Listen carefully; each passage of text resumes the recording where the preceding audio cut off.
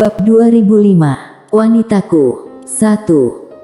Melihat Mile tidak bergerak sama sekali, Ladia mengerutkan kening sambil berkata, "Kamu pergi dulu."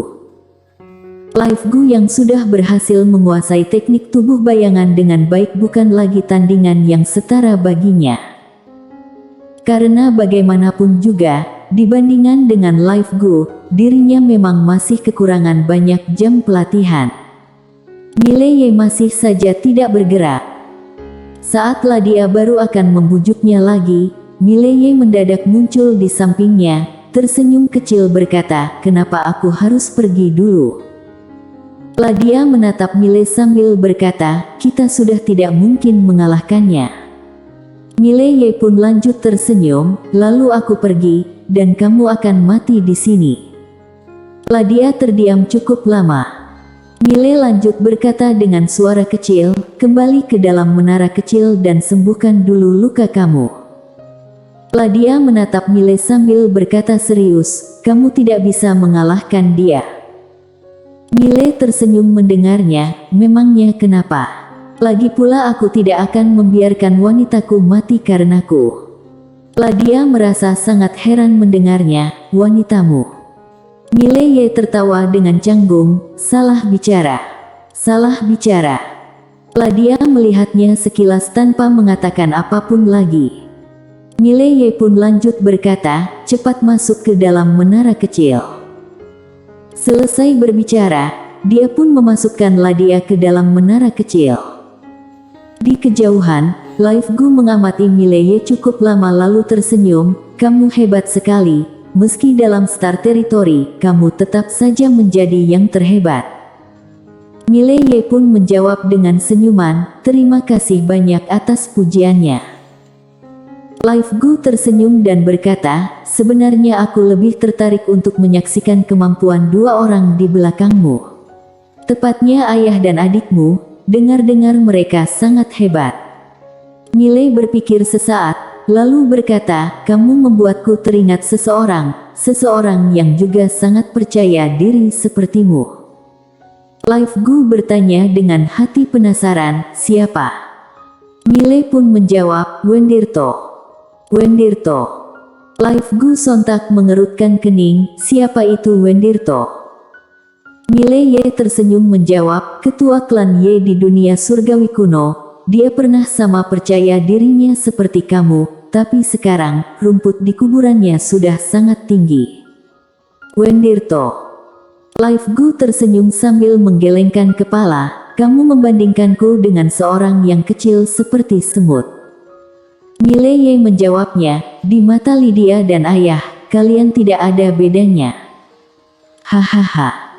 Live Gu mendadak tertawa lepas, "Mile, kamu benar-benar sombong. Tentu saja kamu sombong, kamu tidak tahu apapun." Mile Ye tersenyum kecil, "Mungkin saja." Selesai berkata, dia membentangkan kedua tangan, pedang biru gaib pun muncul dalam genggamannya. "Aku rasa, di antara pria sungguh tidak perlu banyak omong kosong." Setelah itu, dia pun menghilang dari tempat semula. Di kejauhan, Live Gu pun segera mengibaskan lengan baju. Hum. Sebuah kekuatan yang meruntuhkan langit keluar dari lengan bajunya. Hum. Sebuah cahaya pedang hancur, Mile Ye terlempar jauh seketika. Tetapi bersamaan dengan Mile Ye yang terlempar jauh, sebuah pedang Tao pun mendadak tiba di leher Live Gu. Menembus dengan tajamnya. Krak. Leher Live Gu robek seketika, tetapi sesaat setelahnya, tangan kanan langsung menangkap cahaya pedang Tao yang ada di bagian lehernya itu. Dia menggenggamnya dengan kuat. Cahaya pedang hancur di tengah langit. Namun di saat inilah Mile Ye mendadak muncul di atas kepalanya. Setelah itu, sebuah cahaya pedang Tao langsung melaju ke bawah. Dua mata Live Gu sedikit terpejam, langsung melepaskan tinjuan keras. Lagi-lagi terlihat cahaya pedang hancur di atas langit. Mile Ye terdorong sangat jauh, begitu pula dengan Live Gu yang juga terlempar ratusan meter jauhnya. Tarik pedang menentukan hidup dan mati. Kali ini Mileye langsung menambahkan teknik tarik pedang menentukan hidup dan mati secara berlipat ganda. Saat berlatih di dalam menara kecil, dia telah menguasai teknik tarik pedang menentukan hidup dan mati hingga tingkatan 920 jurus. Tetapi yang dirasakan adalah, semakin lama semakin sulit naik tingkatan lagi.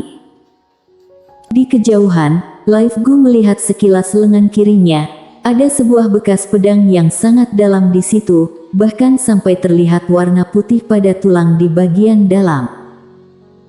Live Gu sedikit memejamkan mata, dia mengangkat kepala melihat Mileye di kejauhan, baru akan berbicara, pedang biru gaib di tangan Mileye mendadak hilang. Live Gu pun segera mengeluarkan tinjuan. Pedang biru gaib itu langsung terhenti akibat tinjuan darinya. Namun di saat inilah belasan pedang Tao mendadak keluar dari berbagai arah di sekitar Live Gu, lalu menebas ke tubuhnya. Boom. Seketika, tubuh Live Gu ditebas belasan cahaya pedang Tao hingga sirna. Di kejauhan, Mileye baru saja berencana memanfaatkan kesempatan lanjut menyerang, namun cahaya pedang itu hancur dalam seketika. Bersamaan dengan itu, sebuah bayangan mematikan melaju ke arahnya. Raut wajah Mileye berubah drastis, dia segera membuka telapak tangan demi mendatangkan pedang biru gaib, lalu mengibaskan pedang itu. Domain pedang. Mileye terlempar ribuan meter jauhnya, dan saat berhenti total, ujung bibirnya telah dihiasi darah segar. Di kejauhan, Live Gu melangkah perlahan ke arah Mileye. Pedangmu memang bagus, teknik pedangmu juga bagus, sayangnya, tingkatan alam dalam tubuhmu terlalu rendah, apalagi. Di saat inilah Mileye menghilang lagi dari tempat semula. Live Gu langsung menangkis menggunakan lengannya sendiri. Cahaya pedang hancur seketika, Mileye lagi-lagi terdorong sangat jauh. Tetapi lengan Live Gu kembali dihiasi bekas tebasan pedang Tao. Keningnya pun mengerut dengan hebat. Meski kekuatan Mileye cukup terbatas dibandingkan dirinya, namun pedangnya malah berkali-kali menembus pertahanan yang dilakukan. Tidak boleh dibiarkan terus-menerus. Live Gu mengangkat kepala melihat Mileye yang tidak jauh di sana, lalu melangkahkan kaki ke arahnya, bersamaan dengan itu juga membelah diri menjadi 3 bayangan. Tubuh bayangan. Melihat Live Gu membelah diri lagi, Mileye sama sekali tidak ragu, sontak berbalik badan dan menghilang. Dia tentu saja tidak akan sebodoh itu melawan Live Gu secara terang-terangan. Melihat Mileye langsung melarikan diri, Live Gu merasa sangat heran. Tidak ingin bertarung lagi. Bukankah dia tidak akan berhenti bertarung sebelum ada yang mati? Tidak banyak berpikir, Live Gu pun melangkah maju. Dia berniat mengejar, namun dengan cepat dia menyadari bayangan Mileye sama sekali tidak terlihat lagi. Bahkan dirinya pun tidak mampu merasakan hawa Mileye lagi. Cepat sekali perginya. Bersambung.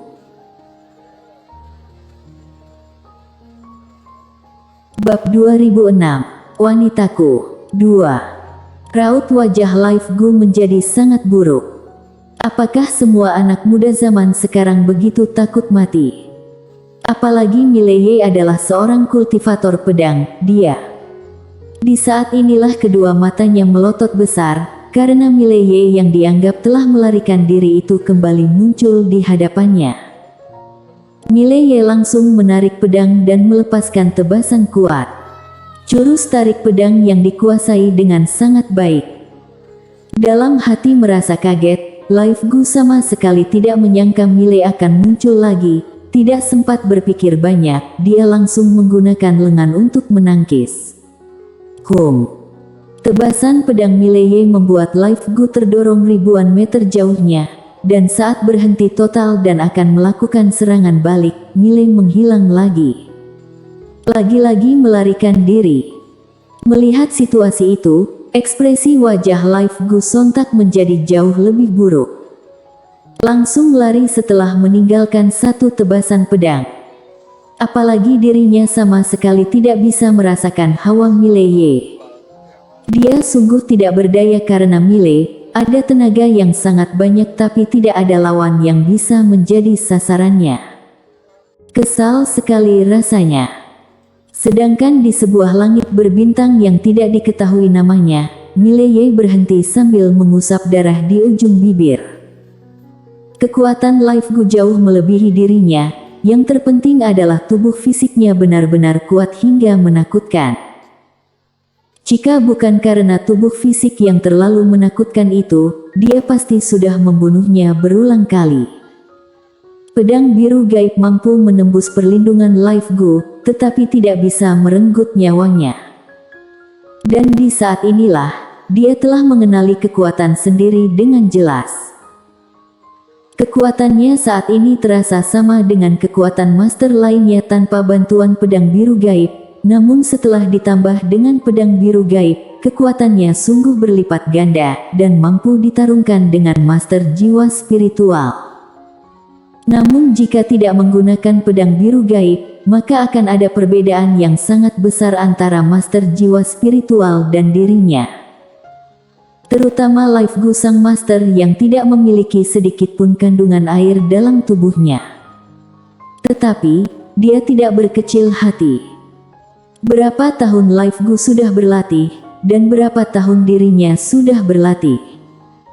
Bukankah sangat wajar jika belum bisa mengalahkannya?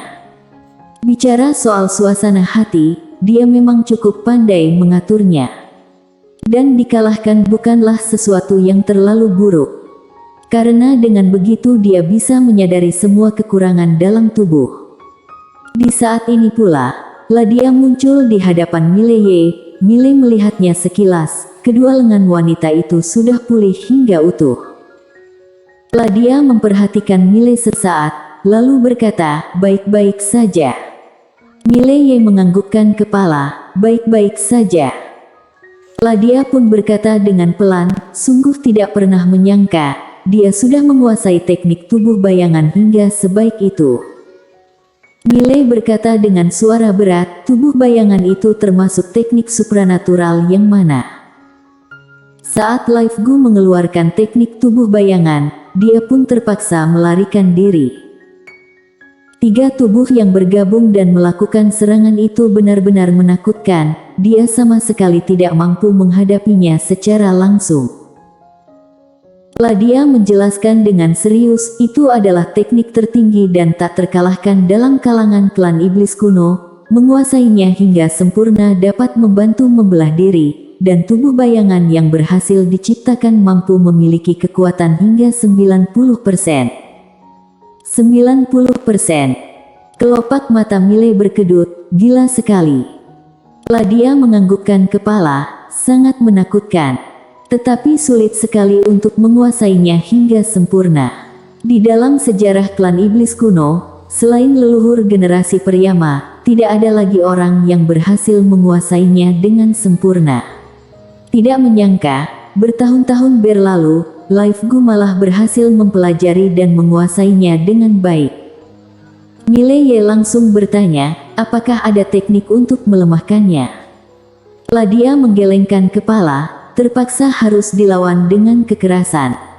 Lawan dengan kekerasan. Mileye mendadak berkata, bisakah kamu menggunakan pedangku untuk menembusnya? Ladia melihat sekilas pedang biru gaib dalam genggaman Mileye, lalu menggelengkan kepala, aku tidak bisa. Karena aku bukan kultivator pedang, pedangmu mungkin saja tidak memberikan kekuatan maksimal saat berada dalam genggaman tanganku. Tapi selesai berkata, dia terdiam sesaat, lalu melanjutkan, jika Klujing yang menggunakannya, tidak menutup kemungkinan bisa melawan Life Gu dengan cukup baik. Klujing. Mileye tersenyum sambil menggelengkan kepala, memberikan padanya. Takutnya aku yang dibunuh lebih dulu. Bicara soal Klujing, dia pun merasa sangat waspada.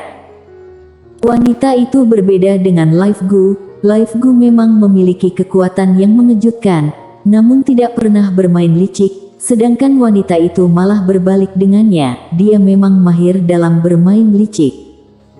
Seolah teringat sesuatu, Miley mendadak bertanya, "Ladia, tidakkah kamu benci padanya?" Ladia terdiam cukup lama, lalu menjawab, "Ayahnya sangat baik padaku." Miley tersenyum berkata, "Jika bisa membunuhnya, akankah kamu membunuhnya?" Ladia menggelengkan kepala, tidak tahu.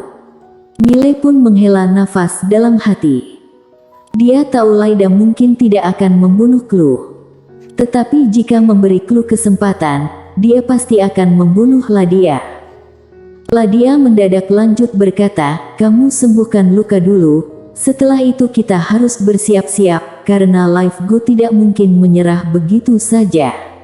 Dan kita juga harus lebih hati-hati, karena ada dua benda ilahi dalam tubuhmu. Aku takut kelompok Taeyol juga akan tertarik dan beraksi." Miley bertanya kembali, "Apakah kelompok Taeyol sangat kuat?" Ladia mengangguk, "Sangat kuat. Di dalamnya ada seseorang yang bernama Taeyol. Dia adalah master pertama dalam dunia kuno. Jika mereka juga tahu soal dua benda ilahi dalam tubuhmu, kemungkinan besar pasti tertarik untuk mendapatkannya." Miley hampir tidak berdaya setelah mendengarnya. Lagi-lagi menjadi sasaran orang. Namun, seharusnya dirinya tidak akan begitu sial. Di saat inilah Clue mendadak muncul di hadapan Mi, tersenyum berkata, "Aku beritahu sebuah kabar yang sangat tidak baik. Kelompok Taeyol telah mengirimkan anggotanya. Demi kamu." Miley bersambung.